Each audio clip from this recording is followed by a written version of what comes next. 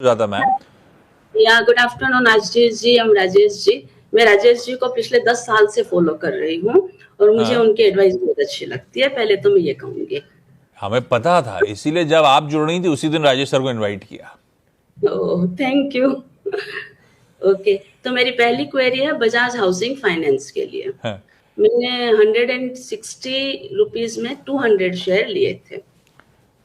तो अभी मैं लॉस में बैठी हूँ, अप्रोक्सीमेटली 40 रुपए के लॉस में। नहीं तो तो मुझे क्या ये लिए क्यों थे? चल रहा था उस टाइम पे, तेजी हो रही थी तो आप घुस गए थे ऐसा सोच के कि और चल जाएगा, यहां से निकल जाऊंगी। मेरे लेने के बाद में 175 तक भी गया था, पर मुझे लगा कि थोड़ा हाँ। और मुनाफा ले लूं। लेकिन वो अब 40 रुपए के लॉस में बैठी हूँ।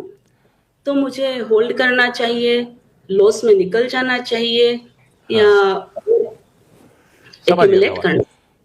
एक बात बताओ, 10 साल से राजेश सर को फॉलो कर रहे हो, मुझे भी याद, मुझे याद पड़ता है 10-15 साल से राजेश सर जैसे दिखते थे आज तक बदले नहीं है, वैसे के वैसे दिखते हैं। आपका ऑब्जर्वेशन क्या है? बिल्कुल। लेकिन मैं आपके लिए भी कहूंगी, आप बहुत अच्छे होस्ट हैं। वो तो आप मेरे शो में बैठे हो इसलिए बोलना पड़ रहा है, तारीफ सिर्फ राजेश सर की है। पर थैंक यू उसके लिए। राजेश सर, क्या करना चाहिए भाई?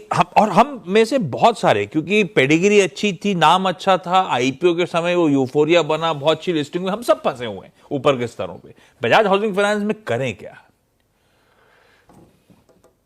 पहले तो सुजाता जी को धन्यवाद आपके काइंड वर्ड्स के लिए। अच्छा मोटिवेशन मिलता है आशीष जी के साथ और ज्यादा आने के लिए। और आपने सही कहा कि आशीष जी एक बहुत अच्छे होस्ट हैं जो न केवल दर्शकों को बल्कि हम गेस्ट को भी बहुत कंफर्ट देते हैं। सब मजे बजाज कर रहा हाउसिंग हूं आप मेरे। हाँ, हाँ। बजाज हाउसिंग फाइनेंस की अगर बात की जाए तो भारत की दूसरी सबसे बड़ी हाउसिंग फाइनेंस कंपनी है। और 4 साल में अगर आप देखें, इस 6 साल में कई गुना इन्होंने अपनी लोन बुक बढ़ाई है। और इस वक्त अगर आप देखें तो 1,14,000 करोड़ के आसपास की एयूएम है। और जिस तरीके से आरबीआई ने कट किए हैं, लिक्विडिटी बढ़ाई है, उन सब चीजों को देखते हुए मुझे लगता है आने वाले दिनों में housing finance as a sector अच्छा परफॉर्म करेगा। आपकी खरीद के भाव से ये नीचे है, नो डाउट, लेकिन मैं समझता हूँ कि यहाँ पर आपको बने रहना चाहिए। और हमारा अंदाजा है कि अगर कोई साल 1.5 साल इसमें बना रहता है तो अच्छे मुनाफे पे आ सकता है। तो आप बिल्कुल बनी रहेंगे। बने रहिए मैम, होल्ड करिए, पेशेंस रखिए थोड़ा सा। वो पेशेंस को टेस्ट कर रहा है, ये तो सच है।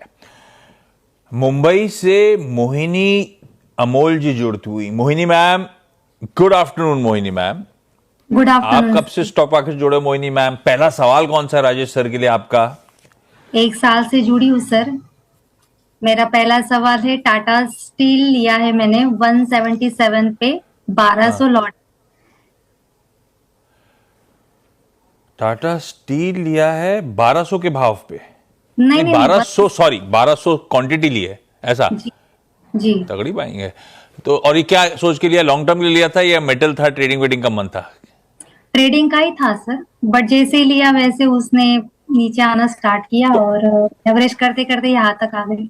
अपनी बाइंग का प्राइस क्या है, प्लीज रिपीट करना, क्योंकि स्क्रीन पे दिखा नहीं रहे डायरेक्टर साहब, शायद आउट ऑफ सिलेबस भेज दिया आपने। क्या बाइंग का लेवल है? 177, ऐसा 170। ट्रेडिंग के लिए लिया था, स्टॉप लॉस नहीं लगा था, अपने को नुकसान हो रहा है 20 रुपए का अब। और लॉजिक था, अच्छा रुकने को बोलने तो रुक सकते हो आप, ऐसा है क्या?